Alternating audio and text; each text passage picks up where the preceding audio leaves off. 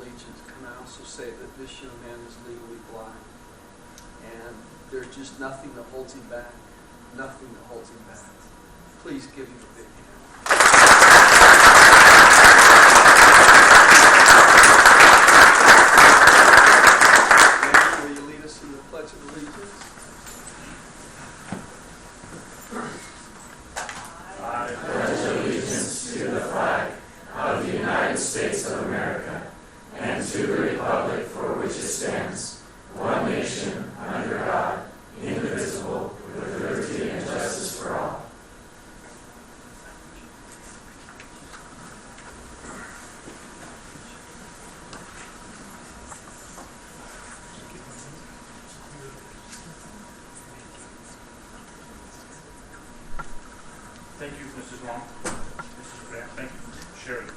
Council.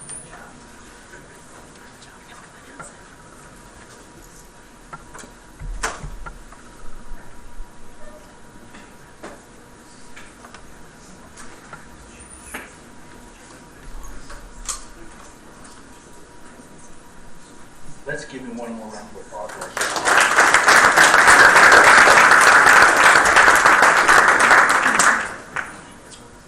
If I could, just before we move on too far aboard, recognize a couple of principals that are with us tonight, besides Ms. Long, who just left us. She didn't want to see our exciting board meeting. Jamie Ellis is with us, Lindsay Baird, and Nicole Midas are with us, as well as Andrea Woodring. Thank you for being with us tonight as we go through our board meeting. Board, our first item is the consent calendar. I'd entertain a motion to accept the consent calendar. So moved by Doug. Second by Jan. Any discussion? All in favor? Aye. Thank you, board. Motion carries. Recognition of,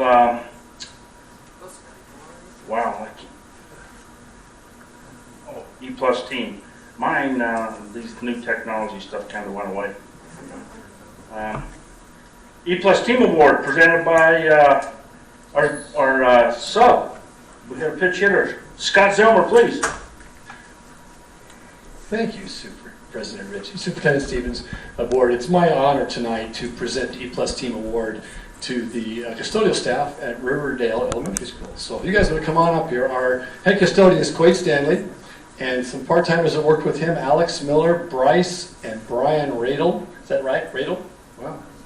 Brandon Judkins, Kay Thompson, Justin Mills, and Connor Williams. So come on up.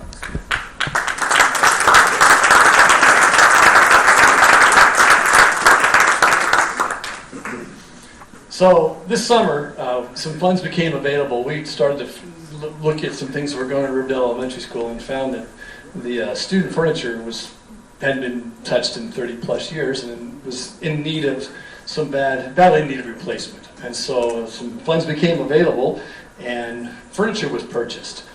This summer, if you can imagine, was kind of a tough time for furniture. We have 2 elementary schools coming online. Well, one anyway. One online, one still coming online. But a number of other things going on. And so what ended up happening was, as we purchased this furniture, we had nobody to put it together. And so Quade jumped in and his team, and they just did an amazing job of getting that put together. It's a lot of furniture. If you can imagine 30 years, it's been there a long time. It's probably 600 kids worth of furniture. That's desks and chairs and teacher desks and all kinds of things that needed to be replaced. And so when that's done, normally when we did, for example, Silver Ridge, a team came with that, a team of probably 15 or more folks, and it took them a week to put all that furniture together. This is your team right here. Okay, they jumped in. Now, Quade's a smart dude. You can see he's young buck. See, he was a digital native, not a digital immigrant like some of the rest of us. And so he immediately started thinking about how he could solve that problem. Got online, hit the social media deal, got some volunteers, rounded up some parents, employees at the school, Lions Club, some people from the Air Force came as well. And they all kind of worked under Quade's leadership and got things unboxed and put together. Just a little side note, there is no loading dock at Riverdale Elementary School. And so everything was brought in by hand from the doors. So it was a complicated process.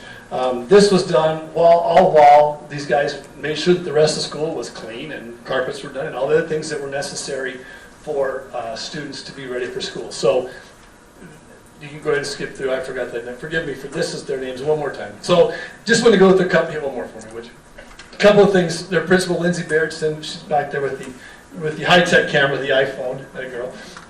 So in her letter, she just said the custodial crew not only used their time efficiently, they worked hard, enjoyed each other's company, and ensured that students and teachers of Riverdale were ready for the first day of school.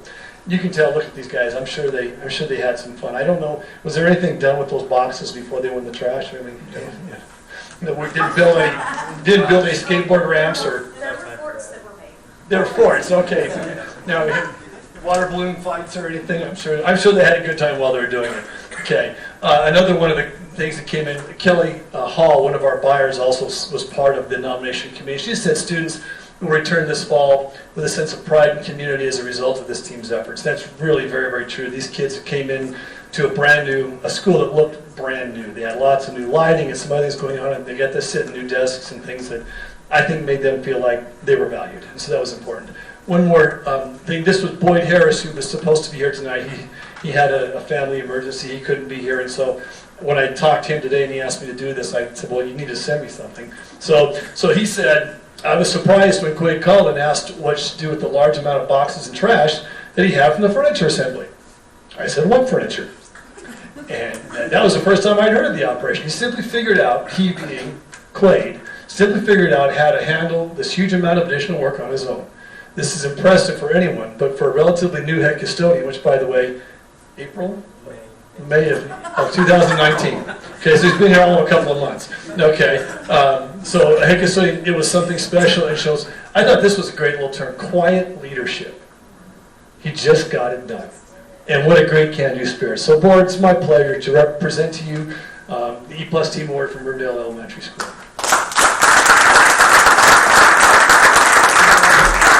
You say that came with you? Certainly. Yeah. If any of you have someone here that you want to recognize, or Quade, if you want to just say something about what you kind of pulled off here. Well, it was. I'm just glad to have these guys with me. We are missing a couple. I'd like to recognize Kate Thompson, who, as far as we know, is still at the school working. Brandon, who is subbing for us now that he's back in school, and Justin is our principal's son. He doesn't work at Riverdale anymore, but he was a big part of the process as well. So I just want to extend a thanks to making me look good. These guys helped me make me look good. I mean, we had a week to put everything together, over 1,000 pieces of furniture. We had to coordinate with our warehouse to get the forklift and everything, unload all the pallets. No pallets could fit into the school, so we downstacked by hand at 1 p.m. in the heat. But we worked together really well, and I'm just happy to have all the great connections in the district to help me out. Boyd Harris and purchasing, Kelly from purchasing, and Lindsay was a huge advocate for us. Can you change batteries on the mic? There we go. Lindsay, we can't thank enough Lindsay for the help she had in this, and the constant communication she had with purchasing on getting the information to and from everybody. So, yeah, I was going to say, if you don't know, Principal Lindsay Baird started she was hired in May also. And so this has just been an extraordinary Those are tech. Lindsay, will you come up? We're going to get some pictures. Hey, I want to say one thing. Please. So when I interviewed Quade, he came in with a binder, and we went through our questions and everything, and then he's like, we were kind of done. He goes, do you want to see my binder? And I'm like, yeah. So he pulls out this binder with spreadsheets of every filter and I can't even remember it all, from Bonneville High. He knew exactly how many he needed for the entire year, knew how many extras he had, how many in deficit. So when he came to Riverdale, the reason that these kids could do this as well as they could, because he found 1,300 excess custodial hours. So we were able to hire extra kids, so they were ahead of time in their cleaning schedule. So had they never been I'm going to choke up. Had they not been ahead of time, that wouldn't have happened. So I mean, it was just dominoes. So he's amazing. These kids worked their butts off in the heat. I had to buy them pizza and Slurpees.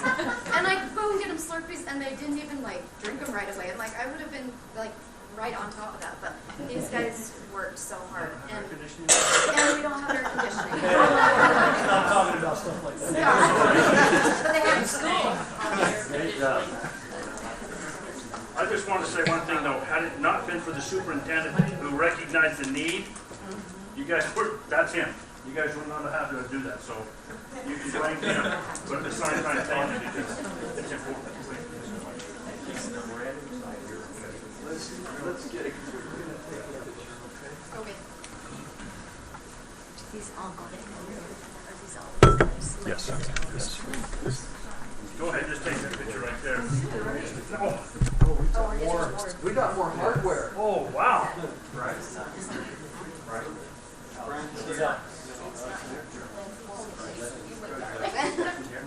Got everybody, Justin's not, and neither's Dave.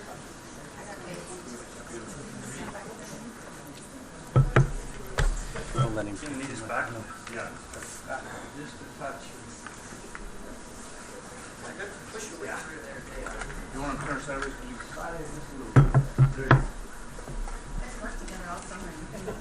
They look like they don't even know each other. Oh, they're all brand new, just like the fruits. That's awesome.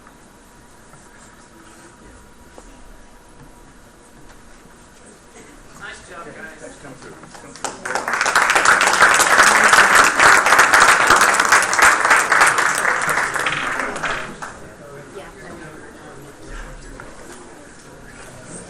So there's certificates for these. Once he's due, the award certificates. Oh, okay. Just so you're aware. Okay, do you want me to take these? Yeah, if you don't mind.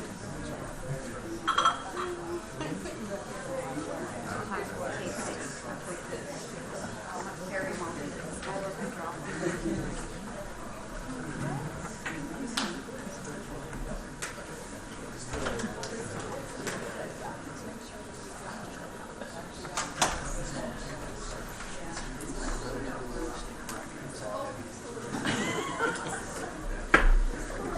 It's a little bit more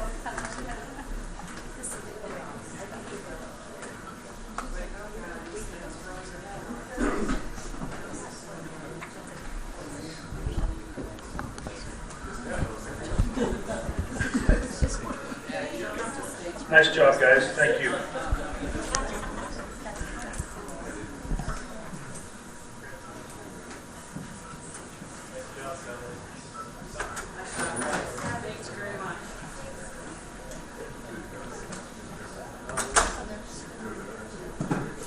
We'll now have a presentation on equity and inclusion by Lillian Soshi Jensen. Lillian, you're up. Thank you.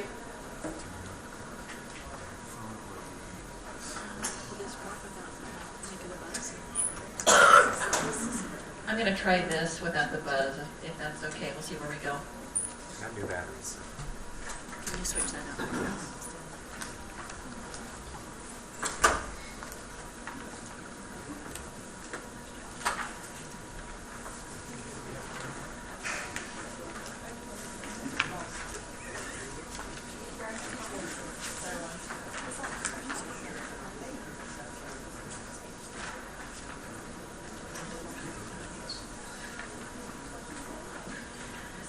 Good evening, everyone. President of the board, board members, and superintendent, I am very honored to be here with you tonight and feel very privileged. I've given several presentations, even national presentations, and I leaned over to Karen just a minute ago and I go, I don't remember the last time I was nervous. So I think it's the first opportunity that I've had to stand before you, and I am very humbled by this opportunity. And I want to also honor the work that's been done thus far, and so please bear with me as I go through some of my slides tonight, because where we have been, when I say we, Weber School District, in the last year and a half through this process has been pretty amazing, and I want to honor that work. So, with that, I also want the board to know me, and I want to introduce myself. I won't do the extended version of my culture and who I am, but I also wanted you just to get a glimpse on the inside of who I am. My birth name is Yellow Woman, and my clan is Bitter Water, and that's the maternal side. But in my clan system, you say, Yate in Shehegani, in Tsansansui, Shidine. And you go on to say all of your lineage. Well, with my lineage being Bitter Water, I'm also born for the Danish people. So I am a gift to the Danish people. And my grandfather, who is a tribal leader and also a school board member, said to me as a very young child that we're going to make sure that you are educated as you are a gift to the Danish people. And I feel like that has been a balancing act for me to be able to say, this is who I am, and what gift do I represent? What gift do I come bearing to you? And that's part of that journey, and what he instilled with me is how important education is. And I've spent my lifetime committed to making sure that I'm an advocate for students, student supports and success, and it's really because of his leadership and what he instilled in me. What I want to speak to you tonight is the process that has happened over the last year and a half with the Equity, Justice, and Inclusion Committee, and share with you the stakeholder survey, talk about the plans moving forward, and then Unity Day. But before I do that, I would like to introduce some folks, some of them in the room tonight. In this process, you have some in-district individuals, educators, parents, community members that have been a part of this journey as the committee members, and then also these great advisors here. If you're here in the audience tonight, can you please stand?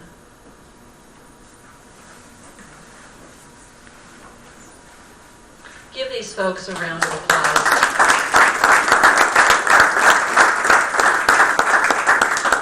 There are some folks that could not be with us tonight, but you need to know that I stand before you this evening because of the work and the leadership of these individuals and their dedication and commitment to your students at Weber School District. So I think they deserve more than a hand, but I wanted to acknowledge just their great work. Anyone know where this is at? A lot of people say it's the Grand Canyon. 2 weeks ago I had some time that I took. It was actually, oh, thank you. That's even better. For my husband's birthday, we did a little trip down to Dead Horse Point. Yeah, yeah. Well, you're thinking, why is she showing this picture? I can describe this to you, but in no way does it compare to the feeling that I had as I was standing there at sunset.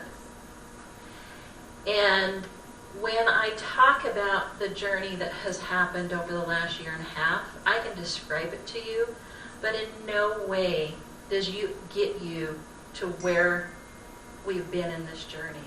And even as I've been an advisor in this process, I haven't been a part of the full journey that the committee has had and the bonding that has taken place around this movement of student supports and equity. So keep that in mind, and I am going to try to move through this fairly fast because I know I want to be mindful of time. So the committee worked very diligently to come up with a purpose statement. And I'm not going to read this to you, but as we look at this, there are key words in here: to inspire, to empower, to achieve, to thrive, to grow. It's all around student supports and making sure that each and every child feels included and safe and has an environment where they can thrive and learn. Through this process, and this is what I loved about this, and I had the opportunity for those of you in the audience to speak to the board right before, is what really drew me to this position and to Weber School District was the process. I have never seen this process in other school districts, that what this committee had put together was really mindful, and they sought out input in the process of stakeholders in your community. And they engaged students and parents and educators. They gathered data. They look at school climate surveys. they had a key consultant, Kilo Zamora from the University of Utah, who was really key in this process and his leadership in guiding this work and this committee, and helped develop focus areas and to lay out what that would look like to hire an equity official. So mind you, it wasn't just the vision and purpose around student supports, but what is it that are the key components to develop for student supports, especially around equity. And so as you look at this, and you also have this in your handout as well, the student groups, the parent groups, the educator groups, and gathering that information from the different cone areas, different levels, to really listen to what community members are saying, what their needs were around support and equity.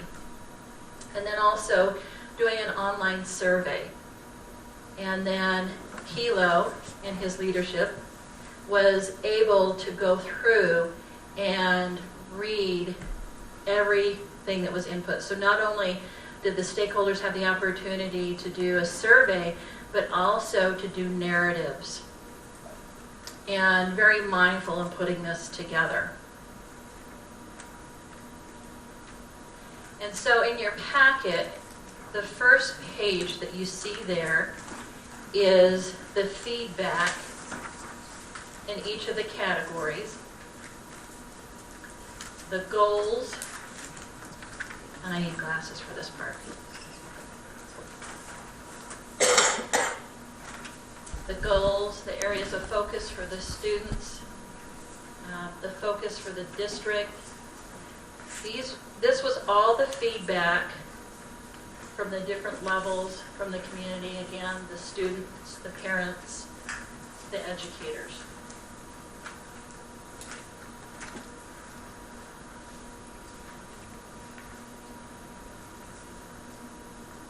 So one of the things that I did, and this is what the audience has, is a copy of what I called a framework for standards. So I took the data from the surveys and put that in a framework that would help guide us through this, the practice and implementation of equity within the district. And it's all based on the feedback from your stakeholders. So as you look at the second piece of paper there, it actually might be two, it's stapled together, this one here that you see, and also what the audience has, is that framework. And it's just an arrangement of that input from the survey to give us guidance. And I think sometimes in education we worry about that we're trying to implement one more thing, and that's really not the purpose.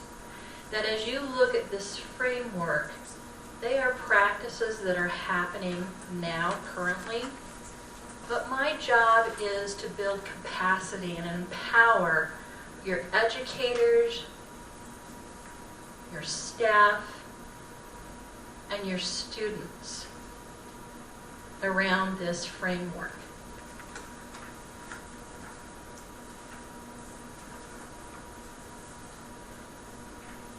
I don't know if, maybe I wanted to stop for questions, but I'll just go ahead and continue, and if you have questions afterwards, does that work for you? Okay. When I had this opportunity presented to me to be able to speak to you tonight, I also wanted to include some data. Because as I was reviewing the information that was from the survey, from the stakeholders, is the number one thing, because I'm very student focused, the number one thing that I saw was that the students wanted to feel safe and they wanted a way to be able to report out bullying. And working with Heidi, our in-house attorney, Heidi Alder, we've also been looking at code and rule around this because we know there's some things we need to implement in our school district. So looking at national data, you can see the stats here of what that looks like for our students and their experience of being bullied. So this is data from the CDC.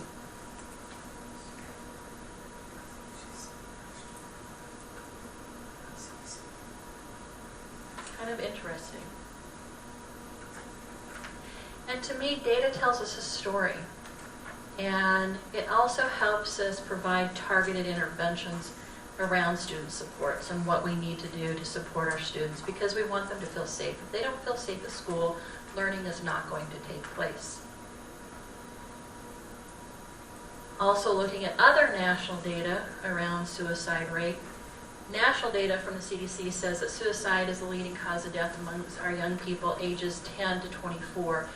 Utah data, suicide is the #1 leading cause of death of our students ages 11 to 17. #1. That's a public health concern. The data also speaks to us, as we look at disaggregated groups, that our highest rate of suicide comes from populations of minority students and our LGBTQ plus students. So on this particular slide, because of the highest rate in this disaggregated group, I wanted to highlight a few things here. We can't afford to lose our young people. And I think that this is why a lot of our legislators, a lot of schools are wrapping their arms around a movement of support at different levels, whether it's passing law, rule, student supports around what we need to do to make a difference in a young person's life.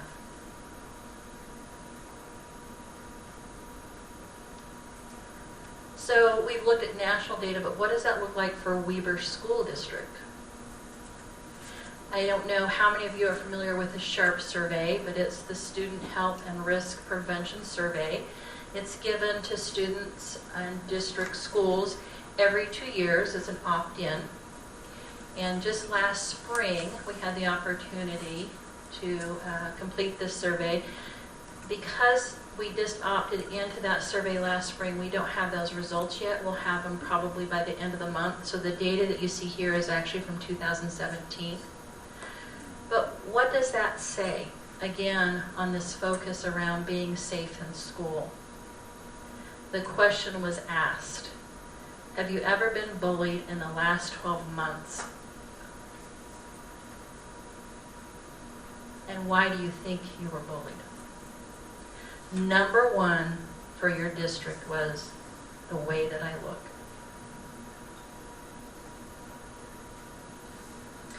The others that you see there are certainly in no particular order, but again, they still had enough variance in there to show up on the survey.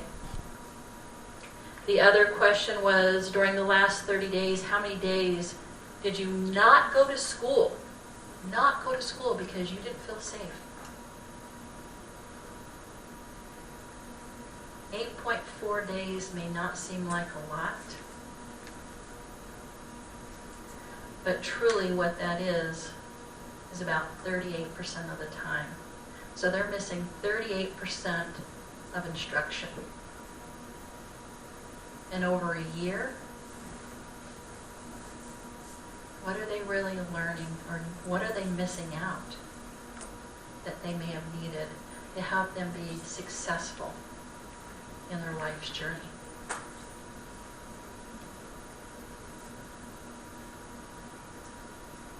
Safe UT, some of you may have heard of this.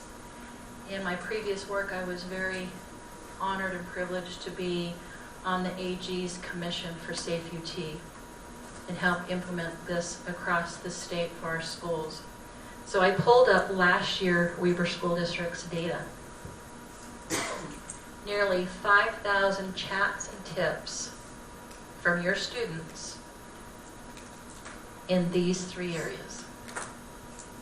This is what your students are telling you, and sometimes not telling anyone, because this app was designed to be anonymous, that they have a safe place to be able to talk to someone who is a licensed counselor through this app. They do a messaging piece, or to send a tip, and that tip goes directly to your administrators and counselors and some folks at the district office, so that if there's something that they need to be aware of, they can act upon. And in some cases, now I didn't pull the data for Weber School District to this degree, but statewide, we were able to mitigate some very serious situations that could have happened in school. So my next step will be to dive down in this data a little bit more, but I wanted you at least to see what this looks like for your students. What are they telling us? This is their story.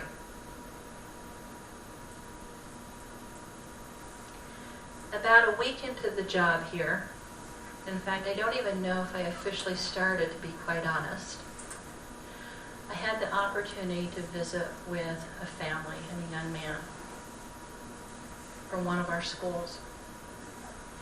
And Mom had come to me and said, we would like to move out of the district. We'd like to go to a school outside the district. And I said, can you tell me why? Can you share with me your story? Proceeded to tell me they were new to the area. They'd only been in Weber for 1 year. And Mom, it was the end of school. School had ended. Mom was cleaning out the student's backpack. In the backpack, she found the yearbook. In his yearbook, there was only about a total of 4 pages that were written on. It was actually 3.5. On every single page, there were comments about his race. And he did not feel safe. And it broke my heart. His story broke my heart. I feel for these kids. I told you earlier tonight, I'm in education. My grandfather told me to be that advocate. And I feel for these kids and what they're going through. I don't want kids to feel hurt. I don't want them to feel pain. I want them to have a very positive and healthy and happy experience. And I'm not telling you this story to point fingers by any means. What I am is I'm sharing with you a story about what we need to do to move forward to support our students so they do feel safe, so they do feel empowered.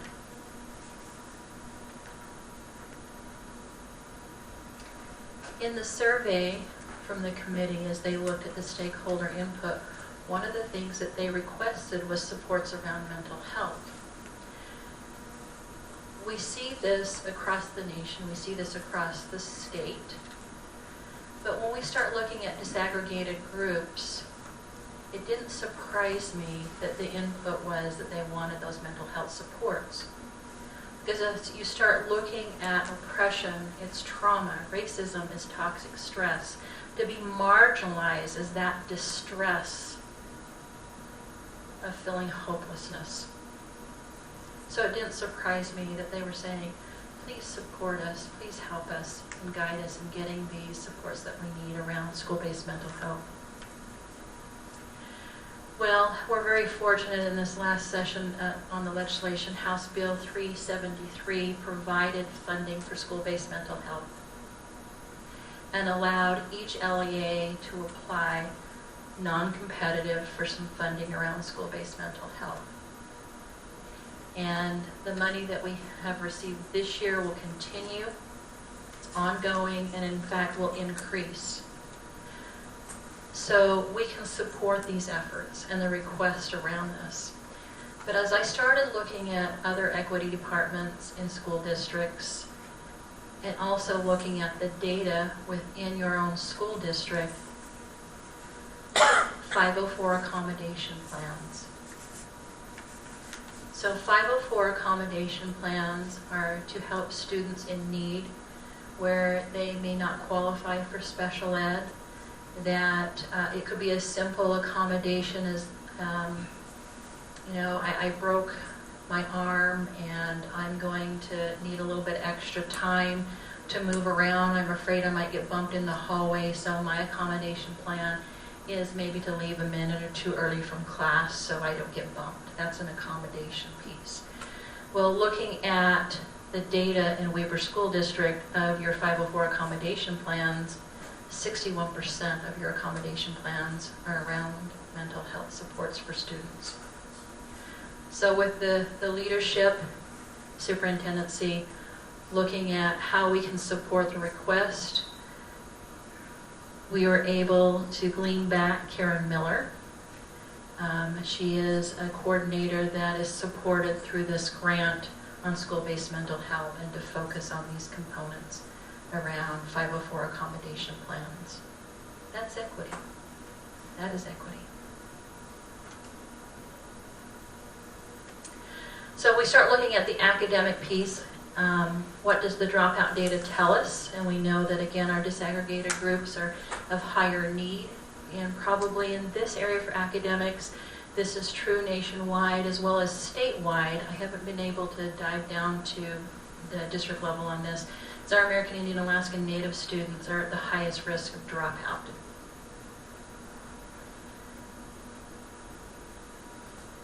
And then looking at our other groups, Hispanic, Black, or biracial, or more than one race, looking at that dropout data. So how are we going to move forward and support our students in need? Well, digging deeper, Weber School District has not participated in a federal grant that we qualify for about $30,000 to support our American Indian Alaskan Native students. So we will also be working on that in the coming years. So again, what does that look like moving forward? In putting together the survey, a data review, a safe and learning environment, student supports, effective partnership, approach recruitment, equity access, professional development, and then achievement and growth. And what I realized is it fits perfectly within your mission statement and your vision. And being student-centered, being child-centered, and making sure that each and every student feels safe and supported, and that we have an environment where they can learn and grow and feel like they can come to school.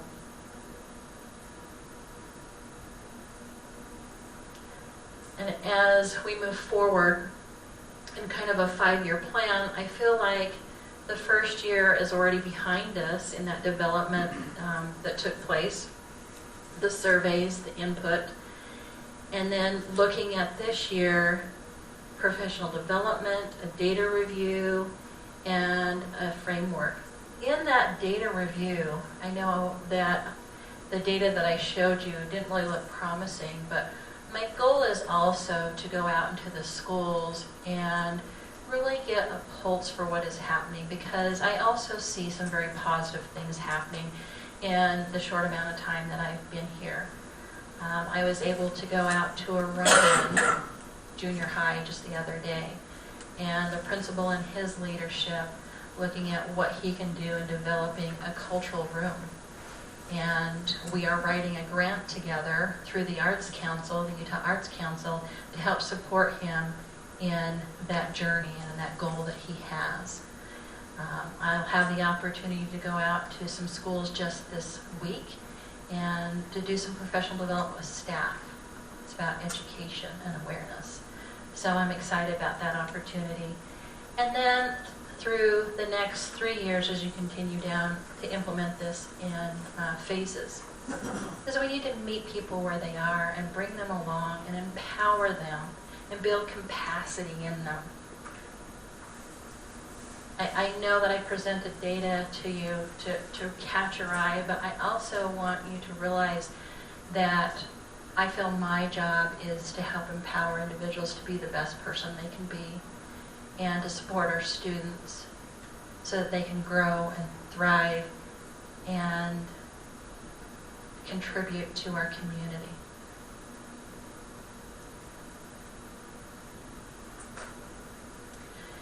So, part of that is in October, you have a little card in your packet, is Unity Day. And October 23rd is Unity Day to unite for kindness, acceptance, and inclusion. And I got a little ahead of the game. I I got this from the kingdom of Amazon.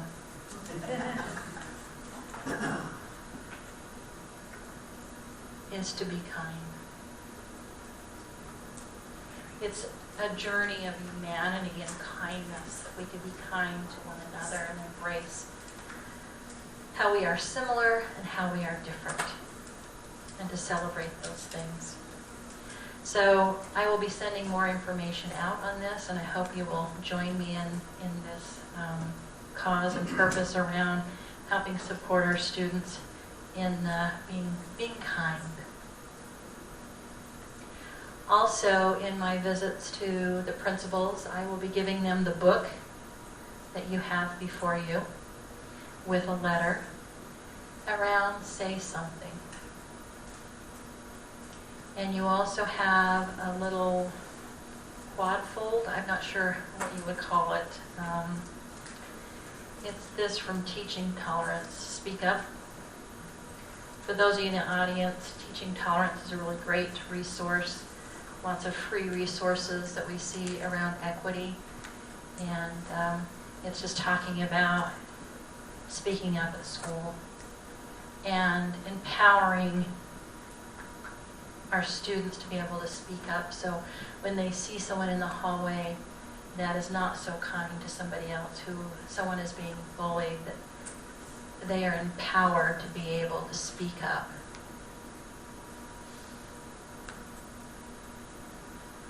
So why am I dedicated to this work? Well, I was taught by my grandfather that I was born for the Danish people. And what that meant as well is that as a very small child, I didn't quite fit in. When I was on Disneyland, I was too light.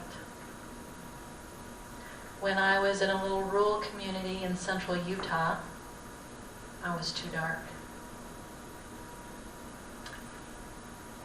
And in my little elementary school, I was one of 2 minority students. And we know young people struggle to figure out who they are. I did the same thing.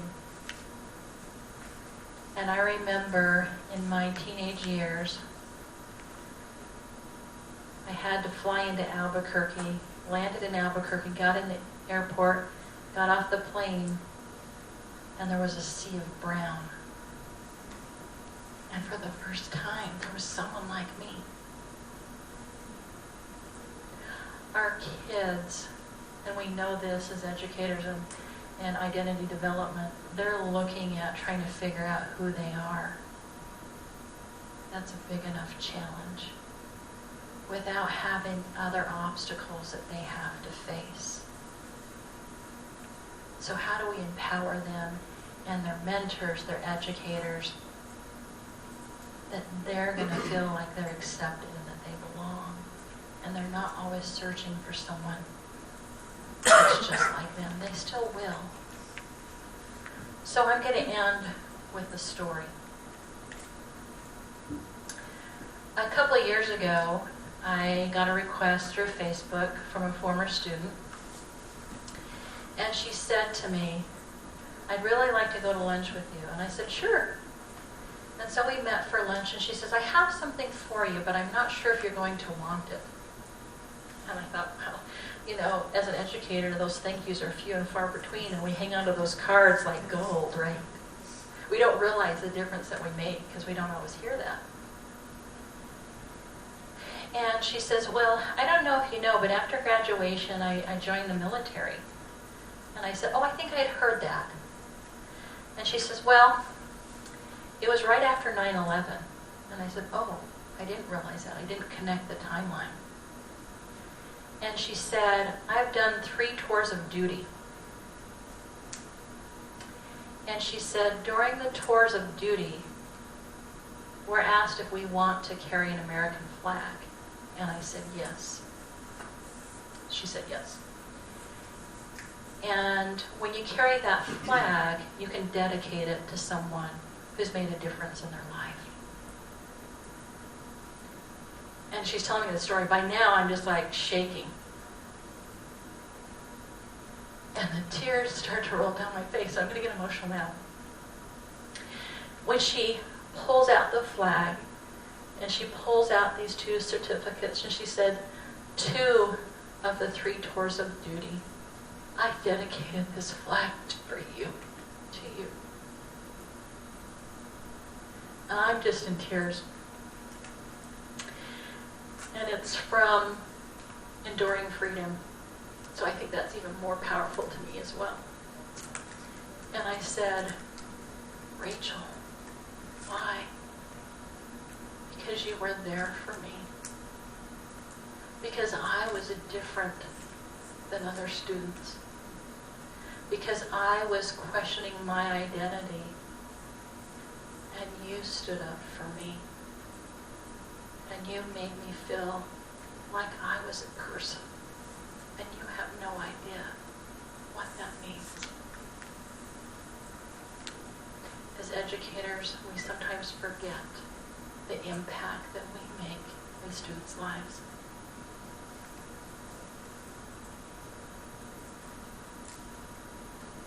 This is the picture I took when she handed me this. This now, the flag is folded and framed with the certificates in my home.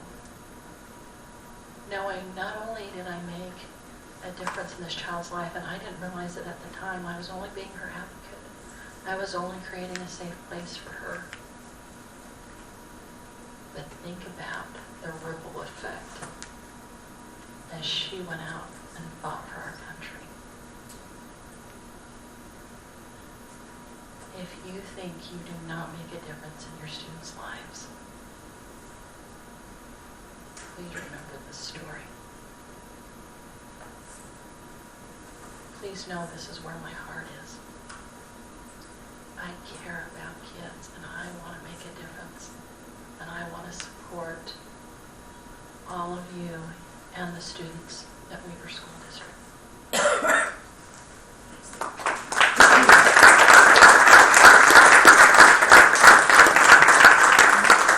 Lillian, I'd like to just give the superintendent just a moment. Thank you, President, Board. You can see that we've hired the right person for this position. Lillian, welcome to the Weaver School District. We're grateful to have you. There's so many positive things that happen in this district, and you see them on a monthly basis in this meeting. As you go into our schools and different activities, you see them. But there's also some areas where we can get better.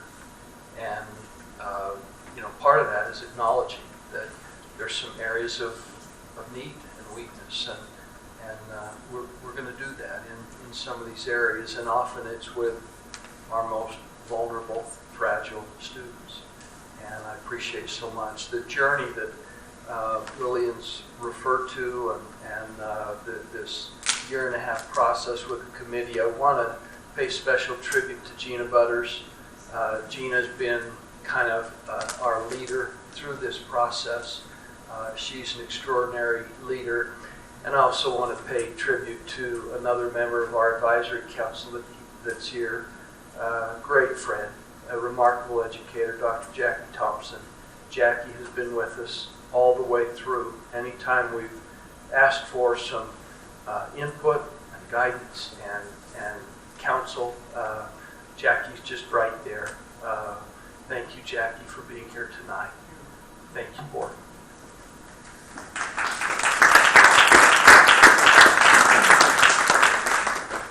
Thank you, Superintendent, and Lillian again, and all the team members that are here to support that and make sure that goes through. And we do appreciate your heart where it's at, and we're all on board to help you do what we can as a board to support you to get this in numbers. The hardest thing to do is recognize there's an issue. I hate that part. But to recognize it is very positive on where we're going. So thank you. Thank you again, Board.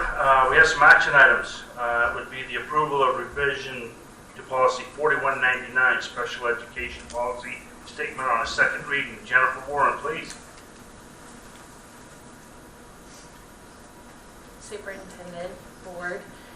So at our last board meeting in August, policy 4199, the special education policy, as well as the accompanying policies and procedures manual were presented to the board for the first reading. The policy was approved at that time and is now being presented for a second reading. Since the August meeting, we have not had any additional input concerning the policy, revision or our special education policies and procedurals manual. And just as a reminder, we are required to update our policies and procedures manual according to USPE guidelines and provided with a template for those. We provided our revisions to USPE and they also approved our manual before we were approved to bring it to the board. So at this time, we're asking for approval of policy 4199 and the accompanying special education policies and procedurals manual on a second reading. Thank you, Jennifer. Board, you've heard the presentation and the proposal. I'd entertain a motion to accept revised policy 4199. Motion by Paul, second by Dean. Any discussion? All in favor? Aye, motion carries. Thank you. We'll also have the approval of policy 2360, special education transportation policy on a second reading. Jennifer Warren again, please. Yes, so again in August, we were here for the special education policy. This was a new policy. It's policy 2360. It was approved by the board on the first reading. At this time, we have not received any additional input concerning the proposed policy. We are requesting approval on a second reading. This policy is just creating consistency for transportation and schools and families for students receiving special education transportation services. Thank you, Jennifer. Board, you've heard the discussion by Jennifer on the policy 2360, special education transportation policy on a second read. I entertain a motion to accept. So moved by Jan, second by Paul. Any discussion? All in favor? Aye, motion carries. Thank you, Jennifer. Thank you. And our last item would be the approval of revised policy 7120, code of conduct between employees and students on a second reading. Mr. Larry Hadley, please. President Ritchie, Superintendent Stevens, board members, since our August meeting where we discussed policy 7120, we've made a few amendments and a few technical adjustments. The amended draft with those technical changes are in your packet. We've been training the staff since that August meeting, and we're optimistic that in addition to being compliant with the law, that staff members will continue exhibiting professional behavior and improve where needed. We ask that the board approve policy 7120 on its second reading. Thank you, Larry. Board, you've heard the revision and suggestions in your packet and revised policy 7120, code of conduct between employees and students on a second reading with the changes. I entertain a motion to accept. So moved by Doug. Second by Jen. Any discussion? Board? All in favor? Aye, motion carries. Thank you, Larry. Thank you, board. Looks like we've come to the end of our agenda, and with that, I'd entertain a motion to adjourn. So moved by Jan, second by Paul. Thank you all for coming. Oh, I guess we all in favor? Oh, there we go. Thank you for coming. Be safe and have a great day, and take care of our kids.